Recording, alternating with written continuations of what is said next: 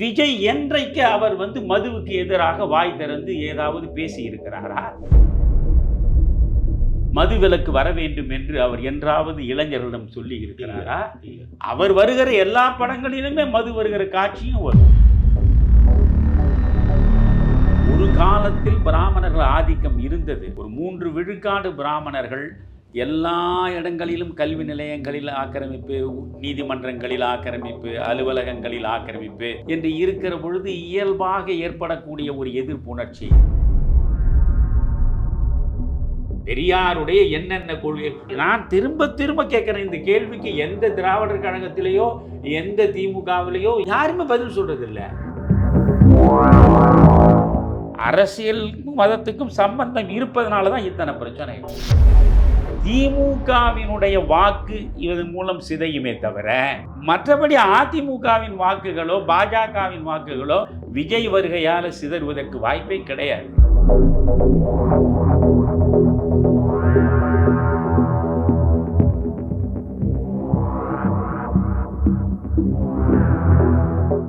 சமீபத்தில் விஜய் பெரியாருடைய பிறந்த நாளைக்கு போய் மாலை போட்டு வந்திருக்காரு.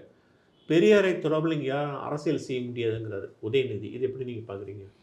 பெரியாரை தொடாமல் அரசியல் செய்ய முடியாது என்று சொல்வதில் பெருமகிழ்ச்சியை உதயநிதி அடையலாம், அதை மாற்று இல்லை. எனக்கு தனிப்பட்ட முறையில் பெரியாரின் மீது பெருமதிப்பு கொண்டவன் நான்.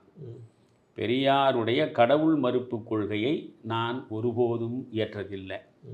ஒரு குறிப்பிட்ட பிராமண சமூகத்திற்கு எதிராகவே தொடர்ந்து கணைகளை வீசிக்கொண்டிருக்கிற அந்த மனோபாவத்தை நான் மறுதளிப்பவன். ஒரு காலத்தில் பிராமணர்கள் ஆதிக்கம் இருந்தது.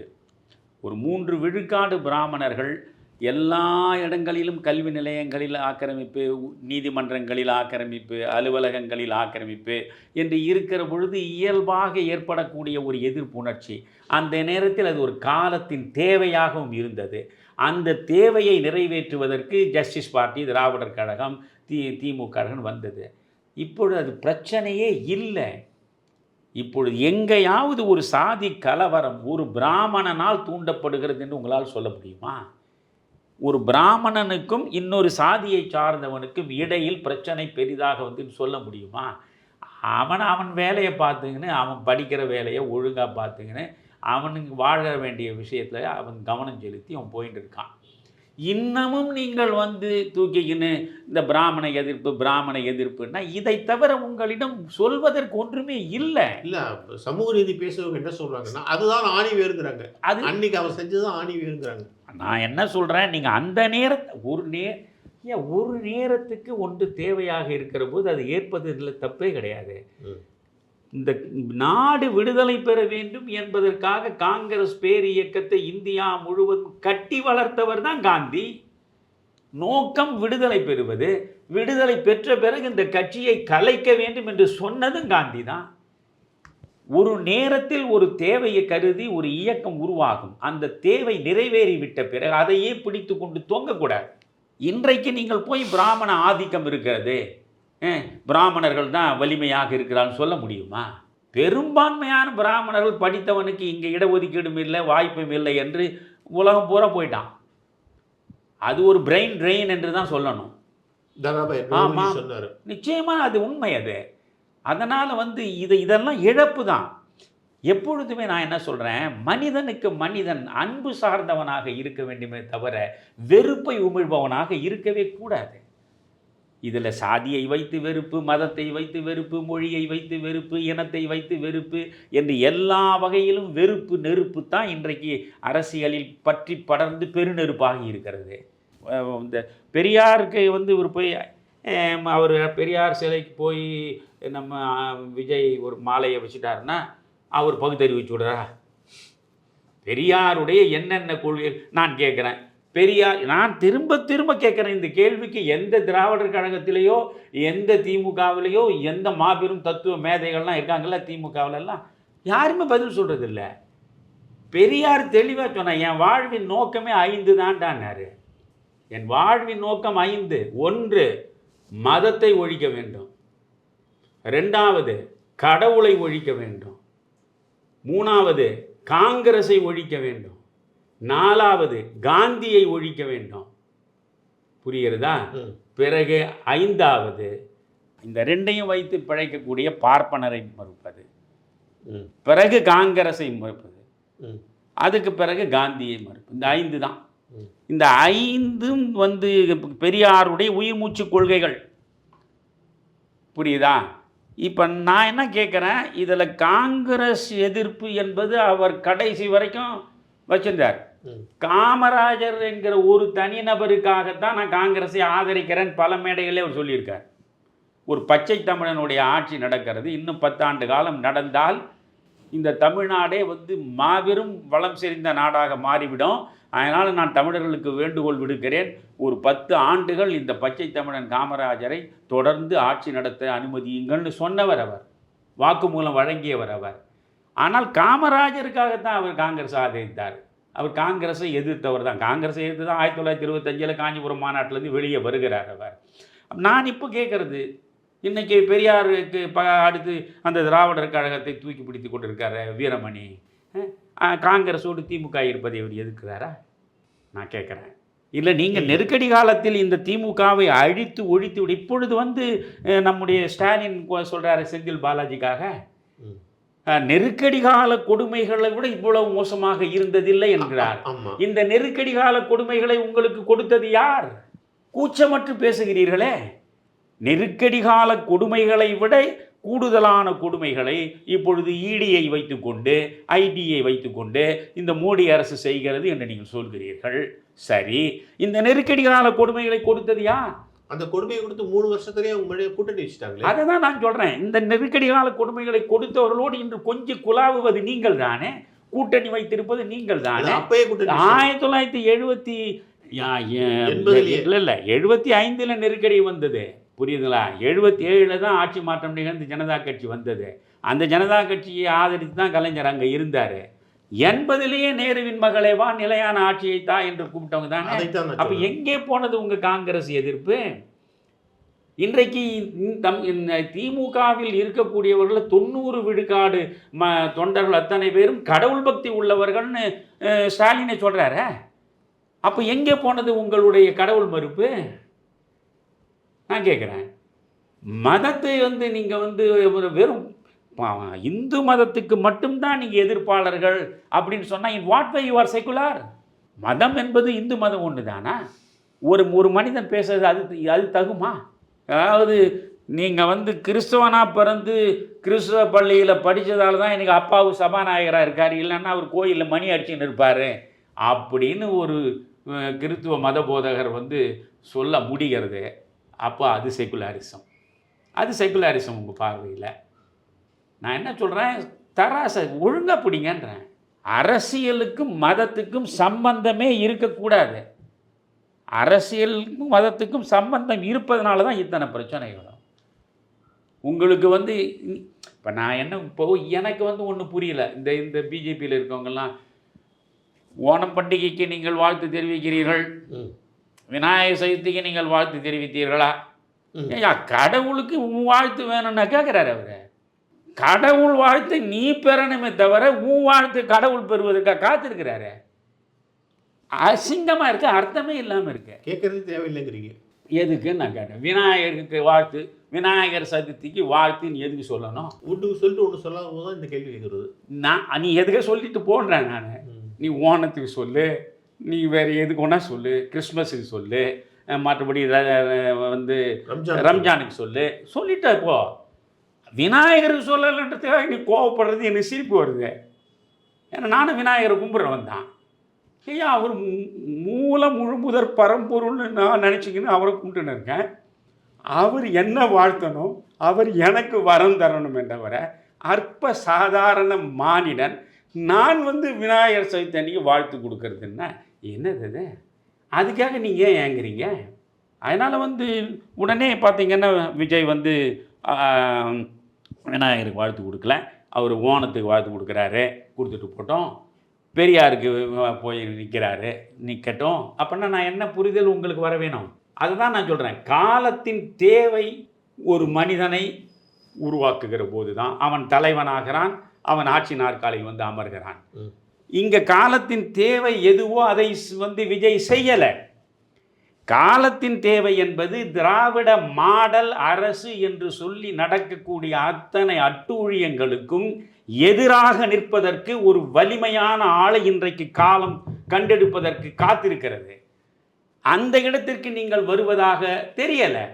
உங்கள் தொடக்கமே அவர்கள் பேசுகிற சமூக நீதி, அவர்கள் பேசுகிற சமத்துவம், அவர்கள் பேசுகிற சிறுபான்மையின நலன், அவர்கள் பேசுகிற இந்துத்துவ எதிர்ப்பு, அவர்கள் பேசுகிற மோடி எதிர்ப்பு, அவ்வளவு முழுமையாக இன்னொரு நகல் எடுத்தது போல நீங்கள் வருகிற போது நீங்கள் எதற்கு என்கிறேன்.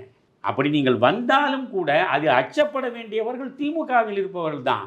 காரணம், திமுக எவற்றை முன்னெடுத்து சொல்கிறதோ அதைத்தான் நீங்கள் அப்படியே பின்பற்றி வருகிற நிலையில் திமுகவினுடைய வாக்கு இதன் மூலம் சிதையுமே தவிர மற்றபடி அதிமுகவின் வாக்குகளோ பாஜகவின் வாக்குகளோ விஜய் வருகையால் சிதறுவதற்கு வாய்ப்பே கிடையாது.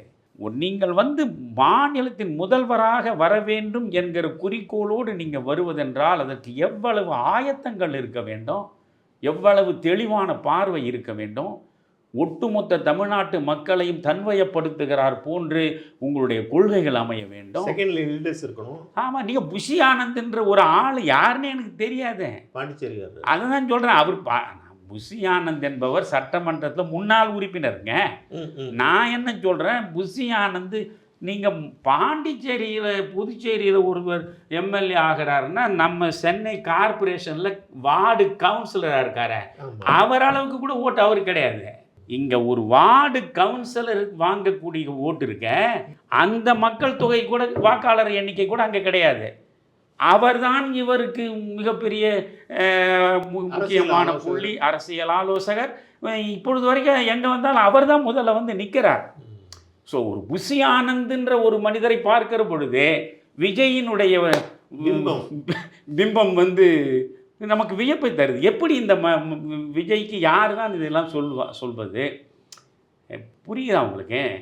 ஆக மிகச்சரியான ஆலோசகர்களும் இல்லை, மிகச்சரியான அணுகுமுறையை அவருக்கு அறிவுறுத்தக்கூடிய மனிதர்களும் இல்லை, மிகச்சரியான முறையில் தானாகவே சிந்தித்து தேர்ந்து தெளிந்து நடைமுறைப்படுத்தக்கூடிய ஆற்றல் உள்ளவராகவும் இதுவரை அவர் வெளிப்படவில்லை. மிக முக்கியமானது நான் சொல்கிறேன், விஜய் இப்பொழுது அரசியலுக்கு வருகிறார். நீங்கள் வந்து எம்ஜிஆர் அதிமுகவை தொடங்கிய போது திமுக ஒன்றும் சாதாரணமாக அவர் நம்மிடம் நேற்று வரை இருந்தவர், இன்று அங்கே ஒரு கட்சி ஆரம்பிக்கிறார், ஆரம்பித்து விட்டு போகட்டும் என்று கைகட்டி அமர்ந்திருக்கவில்லை கலைஞர். ஆட்சி பொறுப்பில் இருந்த கலைஞர் அத்தனை அதிகார எந்திரங்களையும் எம்ஜிஆருக்கு எதிராக பயன்படுத்தினார். அதிமுகவின் ஒரு கொடி பறக்க விடாமல் அத்தனை கொடி மரத்தையும் வெட்டி வீழ்த்தினார்கள். உலகம் சுற்றும் வாலிபன் வருவதற்கு எல்லா வகையிலும் தடையாக இருந்தார்கள். ஆனால் அந்த மனிதன் சரித்திர புருஷன். நீங்கள் வந்து இப்பொழுது வந்து நீங்கள் டிஜிட்டல் யுகத்தில் ஒரு படம் வருவதை நீங்கள் வெளிப்படுத்திடலாம். அன்னைக்கு போஸ்டர் ஓட்டினா தான் படம் வருவதே தெரியும். சுற்றி சுற்றி சுவரொட்டி இருந்தால் தான் இந்த சினிமா வந்திருக்குன்னு தெரியும். ஒரு சுவரொட்டியை அச்சிடுவதற்கும் அனுமதிக்கவில்லை, ஒட்டுவதற்கும் அனுமதிக்கவில்லை திமுக அரசு. கருத்து சுதந்திரத்திற்கான அரசு ஆயுது, கருத்து சுதந்திரத்துக்கான கட்சி ஆயுது. அந்த அளவுக்கு நசுக்க பார்த்தார்கள். ஆனால் ஒரு சுவரொட்டி கிடையாது. உலகம் சுற்றும் வாலிபன் இன்னைக்கு இந்த இடத்துல வருவது என்று எவனுக்கும் தெரியாது. தேவி தியேட்டருக்கு முன்னால் மாநாடு மாதிரி கூட்டம் நின்னான். அது வசூலில் மகத்தான சாதனை செய்தது. அது வந்து திண்டுக்கல்ல அவர் மாபெரும் வெற்றியை பெறுவதற்கான வாய்ப்பையும் உருவாக்கியது. மாயத்தேவர். ஆமாம். அப்போ வந்து நீங்கள் அது எப்படி நீங்கள் வந்து காங்கிரஸ் காமராஜனுடைய ஸ்தாபன காங்கிரஸ் வேட்பாளர் என்ன சுசித்தன் நிற்கிறாரு, காங்கிரஸ் வேறு ஒரு வேட்பாளர் நிற்கிறாரு. பிறகு வந்து நீங்கள் திமுக வேட்பாளர் நிற்கிறாரு, திமுகவை மூணாவதாக தள்ளி 3 ஓட்டையும் ஒன்றா சேர்த்தா கூட அதை தாண்டி மாயத்தேவருடைய ஓட்டு இருக்குது. அதெல்லாம் சாத்தியமே கிடையாது. விஜய்க்கு நான் தான் சொல்கிறேன், 5 ஆண்டுகள் பொறுமையாக இருந்திருந்து தன்னை மிகச்சரியாக ஒழுங்குபடுத்தி கொண்டு தன்னுடைய பிம்பத்தை கொஞ்சம் கொஞ்சமாக வெறும் நடிகராக இருப்பார். இப்போ நான் என்ன சொல்கிறேன், இப்போ நம்முடைய திருமாவளவன் 2 பேருக்கு முக்கியமாக அழைப்பு கொடுக்குறாரு மதுவிலக்கு மாநாட்டுக்கு. ஒன்று அதிமுகவுக்கு. நான் கேட்குறேன் திருமாவளவனுடைய மனசாட்சியிடம் நான் வைக்கிற கேள்வி, அதிமுகவை நீங்கள் அழைக்கிறீர்களே, 1972 போல திமுக கலைஞர் சாராயத்தை கொண்டு வந்துட்டார். ஆனால் 1983 டாஸ்மாகை உருவாக்கியது எம்ஜிஆர். ஆமாம். 2003 அரசே சாராயத்தை விற்பது என்கிற சரித்திர சாதனையை நிகழ்த்திய பெண்மணி ஜெயலலிதா. இன்னைக்கு இந்த டாஸ்மாக் கடைகளை மூடுவதற்கு தான் நீங்கள் மாநாடு நடத்துகிறீங்க. ஆனால் டாஸ்மாக் கடைகளை அரசே நடத்துவதற்கு அறிவிப்பு செய்து அதை நடைமுறைப்படுத்தியது அதிமுக. அந்த அதிமுகவில் எடப்பாடிக்கு அழைப்பு, இது மதுவிலக்கு மாநாடு. விஜய் என்றைக்கு அவர் மதுவுக்கு எதிராக வாய் திறந்து ஏதாவது பேசியிருக்கிறாரா? மதுவிலக்கு வர வேண்டும் என்று அவர் என்றாவது இளைஞர்களிடம் சொல்லி இருக்கிறாரா? அவர் வருகிற எல்லா படங்களிலுமே மது வருகிற காட்சியும் வரும். அப்போ இவருக்கு அழைப்பு. அப்படி என்றால் என்ன அர்த்தம்? இந்த பாட்டாளி மக்கள் கட்சிக்கு ஏன் அழைப்பு இல்லை? அவர்கள் தானே தொடர்ந்து 30 வருஷமாக சொல்கிறான் அப்படின்னா, அப்போ பாட்டாளி மக்கள் கட்சி ஜாதி கட்சின்றாரு. அப்போ பாட்டாளி மக்கள் ஜாதி கட்சின்னா நீங்கள் என்ன கட்சின்னு அடுத்த கேள்வி வரும் இல்லை? அப்போது ஒரு நிலையில் இல்லாமல் முரண்பட்டு பேசி பேசி தன் பிம்பத்தை தானே சிதைத்து கொள்ளுகிற ஒரு நிலைக்கு திருமாவளவன் வந்துவிட்டார் என்பதை பார்க்கிற பொழுது தோழமை உணர்வோடு நான் அவருக்காக வருத்தப்படுகிறேன். ஸோ பல விஷயங்களை லாஜிக்கலாகவும் ரொம்ப ரொம்ப நியாயமாகவும் பேசுனீங்க. மிக்க நன்றி சார்.